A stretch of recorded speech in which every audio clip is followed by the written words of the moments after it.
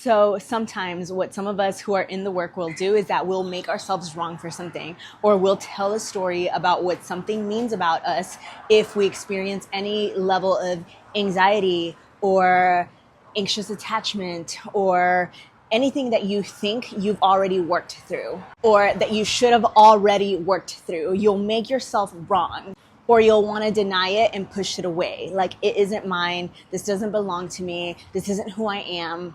Let's take, for example, if you have an anxious attachment style and that, you're dating someone and all of a sudden you feel this surge of anxiety coming through. Maybe it was because you didn't receive a text message or a phone call or whatever the thing is. And you want to push that part of you away, or because if you accept that there's a part of you who sometimes experiences anxiety, or who sometimes feels a little needy, or who sometimes does desire to be wanted or chosen, or whatever the thing is, then you make up a story about what that means. Maybe it means you haven't healed enough. Maybe it means that all the work that you've done isn't actually working. Or maybe it means that you're not a woman who's worthy or who loves herself, or whatever the story or the thing is.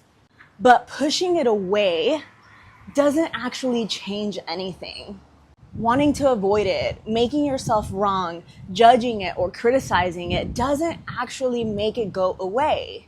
And it also is not true. It is not true that if you experience this anxiety or this anxious attachment or the thing, that it makes you less worthy, or that it means you haven't healed enough, or that it means that if you experience this, that you're not a woman who loves herself or chooses herself, or whatever story you're making up. It's not true.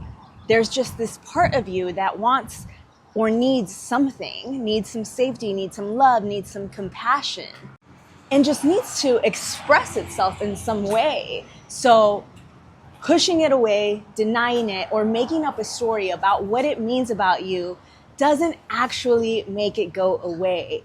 You get to have love and compassion for the part of you, the very real part of you, who just wants to be acknowledged, that sometimes she feels a little anxious, sometimes she feels a little needy, sometimes she feels a little bit of attachment.